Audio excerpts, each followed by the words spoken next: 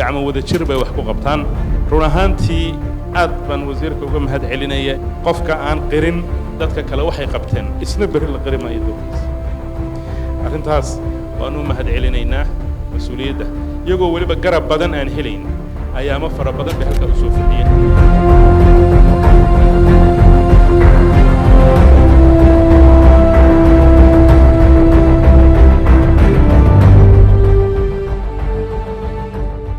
wasiirka arrimaha gudaha federaalka iyo dib u heshiisiinta mudane Axmed Macallin Fiqi waxa uu wasaaradani soo hogaamiyay 21 bil iyadoo aragtidiisa ku suura gashay gaarsiinta higsi iyo isbeddello dhinac walba ah oo noqonaya dhaxal qaran mudane Axmed Fiqi ayaa xilka la wareegay xilli ay mataanay yihiin shaqada wasaaradda iyo halhayska dawladda ee Soomaali heshiis ah tii oo ay keentay howlgelinta shacaarka waxaa u dheeraa shaqooyinka kale ee sharcigu u egmaday wasaaradda oo lagu kabay ka shaqaysiinta guddiyo qaran iyo hay'ado kale oo hoos yimaada maantana qaran ku mahdiyay si loo xaqiijiyo hirgelinta howlaha hortobinta u leh xukuumadda dan qaran wasaaradda arrimaha gudaha federaalka iyo dib u heshiisiinta waxa ay ku guuleysatay diyaarinta qorshayaal kala duwan oo la jaanqaadaya aragtidaas Agoosto ilaa Diseembar 2022 waxaa xawli lagu waday dhamaystirka howlaha wasaaradda oo inta badan la qabtay kwaatarka ugu dambeeyay in ka badan 80 fadhi oo lagu dhammaystiray hortabinada wasaaradda ee sanadkaas sanadka 2023 waxaa wasaaradda arrimaha gudaha federaalka iyo dib u heshiisiinta ay hiigsanaysay halbeegyo gaaraya 35 halbeeg oo ay ka farcameen 152 howlood dadaalo aan kala har lahayn oo ay bixiyeen hoggaanka howlwadeennada iyo waxyaha kala duwan ee wasaaradda oo lagu xaqiijinayo kamira dhalinta himilooyinkaas oo ay la socotay korjoogteyn iyo hagidda wasiirka wasaaradda Ambassador Axmed Macallin Fiqi ayaa waxaa la fuliyay 122 howlood oo ka mid ahaa 152 howl ee qorshaysnaa taas oo ka dhigan in lagu guuleystay guud ahaan saamidan 80% sanadkan aan ku jirno 2024 ee uu kwaatarkii ugu horeeyay gabagaba yahay waxaa la diyaariyay halbeegyada iyo istaraatiijiyadda lagu jimeeyay tiirarka 6 ah ee xukuumadda iyo 64 howl oo ka baxday haddaba aan dib u milicsano himilooyinkii ugu waaweynaa ee guulaha laga gaaray wasiirka xilliguu joogay 21 bilood halbeegyo waaweyn oo la gaaray in midnimadii iyo qarannimadii uu ka shaqeeyay sidoo kale transformationkii isbeddelkii casriyeynta dalka oo dhan ka socday inay wasaaradii ay ka mid tahay wasaaradaha hormuudka laguna amaanay isbeddelada qaab dhismeedka wasaaradda ugu horeyn muddada uu joogay mudane wasiir Axmed Macallin Fiqi waxaa wasaaradda gudaheeda ka hirgalay isbeddello waaweyn oo ka dhashay qiimeyn la sameeyay qorista iyo soo bandhigida buugga shaqo qeexidda oo saameeyay dhammaan heerarka shaqada waxa uuna hago u noqday dhammaan shaqooyinka waxa ay yeelatay qaab dhismeed wasaaraddu waxay ku shaqeynaysaa qaab manual ah oo dhammaan howlaha wasaaradda waxay ahaayeen howlo warqado inta badan loo isticmaalo muddadaas mudane Axmed Macallin Fiqi wuxuu soo kordhiyey in wasaaradda loo bedelo qaab digital ah oo dhammaan howlaha wasaaradda ay noqdaan howlo si fudud ay dhammaan u gaari karaan dadka shaqaalaha iyo muwaadiniinta Soomaaliyeedba hirgelinta nidaamka maareynta waxqabadka shaqaalaha iyada oo la abaalmariyay 2 sano ee 2022 iyo 2023 waxyaha iyo shakhsiyaadka ugu shaqada badnaa awoodsiinta shaqaalaha waxaa ka mid ahaa in ay si joogto ah tababarro uga helayeen gudaha dalka iyo dibaddiisa waxyaabaha ugu mahad celinayno oo ku xasuusan doono waxaa ka mid ah wasiirkeena shaqo wanaag oo ay ka mid tahay daadejinta shaqada qof walba shaqada booska uu ka lahaa iyo booska uu ka mudnaa inuu qabto in kuraasta loo tartamo agaasimo waaxeedyada aysan ku jirin nin jeclaysi iyo kala dhaweysasho shakhsiyaadka shaqaalaha kan ugu sarreeya ilaa kan ugu hooseeyo daddhigista oo ah diiwaangelinta dhammaan dhacdooyinka muhiimka ah ee qoyska sida dhalashada dhimashada iyo qaar kale sidii dib loogu yegleeli lahaa nidaam isku xiran oo daddhigis casri ah oo tayeysan dalka oo dhan looga dhaqangelin lahaa nidaamkaas oo wasiirku in muddadii uu joogay horumar aad u ballaaran sameeyay oo ay ugu horeyso shuruucdii iyo hagayaashii oo soo dhammaaday weliba iyada oo si wadajir ah iskula qaateen dhammaan daneeyaasha qaybta ka ah siyaasadda. diiwaangelinta dadweynaha iyada oo dowladda federaalka Soomaaliya ay tan iyo 2018 isku dayeysay in ay hirgeliso nidaam aqoonsi oo loo dhan yahay haddana aanay suuro gelin ayaa waxaa xaqiijiyay himiladaas wasiirka arrimaha gudaha federaalka iyo dib u heshiisiinta mudane Axmed Macallin Fiqi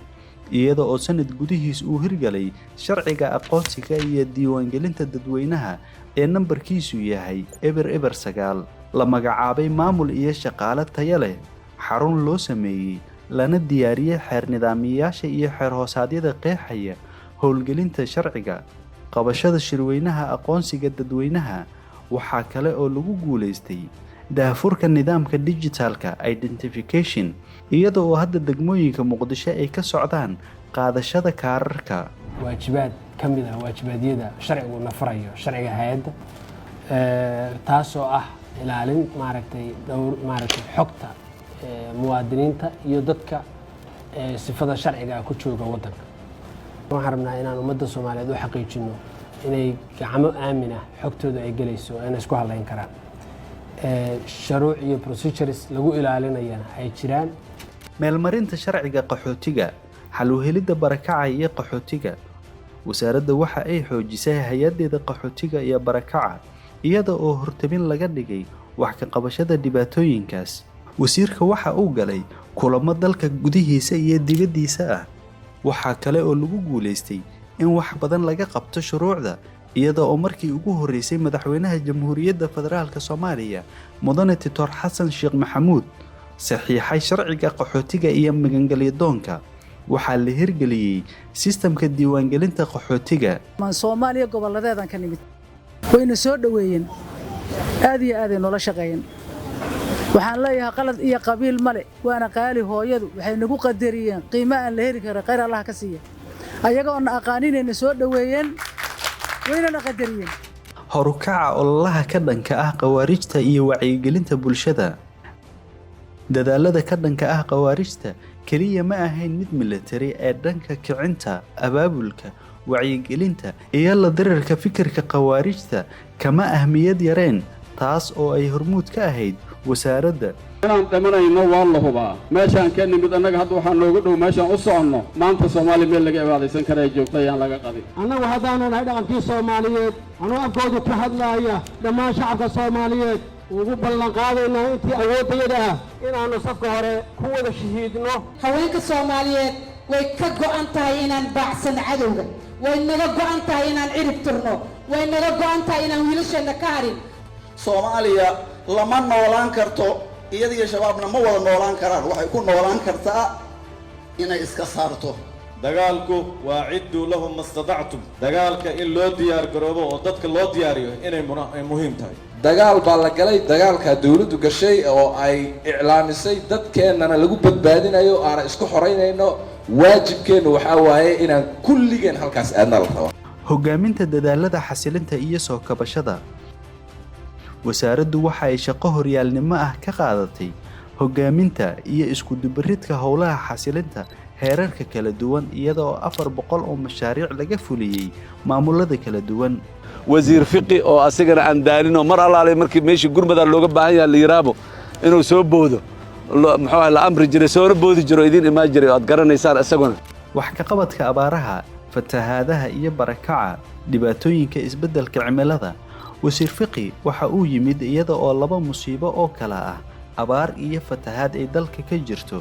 si loo dardargeliyo howlahaas wasaaradda iyada oo tix raacaysa sharciga lagu dhisay hay'adda Sodma ayay dib u howlgelisay hay'adda maareynta musiibooyinka Sodma waxaa sidoo kale la howlgeliyay xarunta qaran ee howlaha gurmadka degdega ah. baahida loo qabo dib u howlgelinta hay'adda maareynta musiibooyinka Somali Disaster Management Agency Sodma si dadweynaha Soomaaliyeed looga badbaadiyo musiibooyinka dabiiciga ah iyo kuwa ay geystaan aadnuhu loogana jawaabo xaaladda abaaraha ee daran ee hadda taagan. lafdhabar u ahaanshaha shirarka golaha wadatashiga qaran wasaaradda arrimaha gudaha federaalka iyo dib u heshiisiinta waxa ay udub dhaxaad u ahayd guulaha shirarkaas ha ahaato shaqo farsamo oo shirarka ka hor inta ay shirarku socdaan iyo kadibba. wasaaradda arrimaha gudaha waxa ay qaabilsanayd soo dhoweynta madaxda dowlad goboleedyada, diyaarinta dukumiintiyo muhiim ah oo shirarkaasi lagu gorfeeyey, iyadoo wasiirka arrimaha gudaha mudane Axmed Fiqi magacaabay 2 guddi farsamo, mid ka soo tala bixiya astaynta awoodaha 3 heer ee dowladda iyo guddi kale oo farsamo oo ka soo tala bixiya hannaanka doorasho. waxaa lagu guuleystay in madashu ka heshiisa labadaasi. Soomaaliya waxay hirgelinaysaa hannaan doorasho oo ku dhisan matalaad dadweyne, taasoo saameyn wanaagsan ku yeelan doonta geedi socodka siyaasadda dalka iyo soo kabashada dowladnimadeena. shirka golaha wadatashiga qaran ee lagu qabtay Muqdisho 26 bishii Diseembar 2022 ayaa caddeeyay in ay ka go'an tahay qabsoomidda doorashooyin xor iyo xalaal ah iyo diyaarinta shuruucda iyo nidaamyada loo baahan yahay si loo gaaro yoolka doorashooyin qof iyo cod ah. hormuudnimada furfuridda astaynta awoodaha ee heerarka dowladda. waxaa kale oo lagu guuleystay furfuridda astaynta awoodaha, taasi oo wasaaradda ay hogaamisay ilaa 41 hay-adood. waxaa heshiisyada la gaaray ka mid ah qaybsiga awoodaha oo dowladda dhexe la siiyey 44 awood, dowlad goboleedyada 28, dowladaha hoose 32, halka 20 kalena ay yihiin awoodaha wadaagga ah. midnimada iyo wadajirka dalka. wasiirka arrimaha gudaha Soomaaliya mudane Axmed Fiqi intii uu xafiiska joogay waxa uu xooga saaray arrinta midnimada dalka iyo ilaalinta badqabka ummadda, isaga oo qayb ka ahaa shirkii Djibouti ee heshiiska Soomaaliya iyo Somaliland. waxaa kale oo garab istaag u muujiyey SSE Qaatumo oo maamulka ay dhisteen oo ku meel gaar ah maanta qayb ka yahay dowladda Soomaaliya ayna aqoonsan tahay. waxaa kale oo wasaaradda qayb weyn ka noqotay ololaha lagu diidan yahay heshiiska sharci darrada ah ee Abiy Ahmed iyo Muuse Biixi ee badda, iyadoo reer Awdalna ay garab ka heleen wasaaradda. dowladda federaalka ee Soomaaliya inay aqoonsato maamulka ku meel gaarka ah ee laga dhisay deegaanada SSE ee aan hogaaminayo. mar kale dowladda federaalka ah waxaan uga mahadnaqayaa qiimeynta iyo dowrka ay siiyeen maamulka ay dadka shacabka ay soo dhisteen ay garwadeen ka ahaayeen ismada dhaqanka ee deegaanada SSE. daadejinta howlaha dowladaha hoose si dadka loogu dhaweeyo dowladnimada iyo adeeg bixinta loona daadejiyo awoodaha. wasaaradda waxa ay gacan ku siisay dowlad goboleedyada dardargelinta iyo dhismaha golayaasha deegaanka oo loo dhan yahay. muddadaasi waxaa markii ugu horreysay la dhisay ama dib loo doortay ilaa 14 golo deegaan, iyadoo hoggaanka wasaaradda ay ka qayb galeen qaarkood caleemasaarkooda. waxyaabaha aadka loo taaban karo oo guulaha weyn oo xilliga aan wada shaqeynayno wasiirka uu soo hoyday waxaa ka mid ah nidaamkii dhismaha dowladaha hoose oo jir framework dib loo soo nooleeyo, kadibna la bilaabo in review lagu sameeyo sharciyadii iyo boolisiyadii lagu soo dooran jiray dowladaha hoose. waxaa sidoo kale meesha ka marneen in wasiirku aad u diyaarinayay barnaamijka doorashada qof iyo cod, ayadoo shuruuc badan la diyaariyey. gogoldhigga iyo nabadeynta beelaha. dib u heshiisiinta beelaha waxa ay ka mid ahayd halbeegyada muhiimka ah ee wasaaradda, iyada oo waqti gelisay ka hortagga colaadaha, ergeynta xasaradaha, halka ilaa 6 beelood oo galmudug dega ee wasaaraddu kala shaqaysay in ay gaaraan heshiisyo nabadeed. wasaaraddu waxa ay samaysay xog aruurin la xiriirta astaynta goobaha ay ka jiraan colaadaha, khilaafyada siyaasiga ah iyo kuwa bulsho. walaalaha iyo madaxda iyaga oo sharafta leh oo Axmed Macallin Fiqi uu hogaaminayo nabadaan noo keenteen baan dhaweynay ilaa codka naga dhexbix. annaga iyo walaalaha iyo reer Sheekh iyo beesha Garowe Salaama Cabdalle masaxab qayb qabta Allah dhexdhig. waan qaadanay nabadaas, waan qaadanay haddii aan ku reeyaa sida wanaagsan intii ka soo qayb gashay hor iyo dibna u ducaynaynaa. ummadda Soomaaliyeed waxaan u sheegaynaa annagu inaan qorigii dhignay oo aanu nabad ku bedelanay oo aanu horumar ku bedelanay. guusha inay ku dhammaato oo xabadda intaa naga joojiyo colaadda dadkii walaalaha sidiisa uu ku noqdo. wada shaqaynta hay-adaha dowladda ee labada heer. muddada uu joogay wasiirka arrimaha gudaha mudane Axmed Fiqi waxaa aad u xooganaa wada shaqaynta wasaaradda iyo wasaaradaha federaalka oo dhinaca iyo wasaaradda iyo wasaaradaha arrimaha gudaha ee heer dowlad goboleed oo dhinac kale ah, iyada oo dhammaan howlaha kala dhaxeeya ay u qabsoomeen si is-afgarad ah. horta waxaan rabaa inaan u mahad celiyo wasaaradda arrimaha gudaha dowladda federaalka Soomaaliya oo weyn wasiir Fiqi oo aan ku tilmaami kara nin madaala ah runtii shaqadan haddii asaga uu ahaan lahayn ma qabsoomi lahayn tiimka wasaaradda arrimaha gudaha dowlad goboleedyada oo dhan asaga wasiirka hormuud u ahaa haddana sanadkii labaad wuxuu keenay wasaaradaha arrimaha gudaha steedyada intaas oo dhan waxaan dhihi karaa maanta nin oo dowladeed inuu yahay oo ahmiyadda uu siiyay dalka Soomaaliya inuu leeyahay yacni federalism hogaaminta guddiga qaran wasaaradda arrimaha gudaha federaalka iyo dib u heshiisiinta waxa ay hormuud ka noqotay guddiga qaran oo uu magacaabay ra'iisul wasaaraha Soomaaliya Mudane Xamse Cabdi Barre si dhow ula shaqaynta beesha caalamka si loo dardargeliyo howlaha wasaaradda iyo arrimaha hortibinta u leh wasiirka arrimaha gudaha federaalka iyo dib u heshiisiinta Mudane Axmed Fiqi waxa uu abuuray jawi caafimaad qaba isla markaana daahfuran oo ay ku wada shaqayn karaan wasaaradda iyo hay'adaha kala duwan ay shaqo wadaag yihiin arrintaana ka galay kulamo ka dhacay gudaha iyo dibadda iyadoo is-afgaradka labada dhinac lagu fuliyay mashaariicyo badan oo ay ka mid yihiin xasilinta dib u heshiisiinta nabadda dimuqraadiyeynta xalinta khilaafaadka dhismaha golayaasha deegaanka iyo arrimo kale overflowing with respect Mr. Minister, for the work of you and your team and your collaborators at the state levels, for the twin tasks of stabilization and reconciliation. Each time I see the federal government of Somalia and the state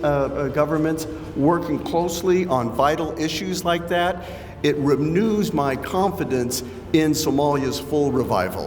Ka shaqaynta sharciyada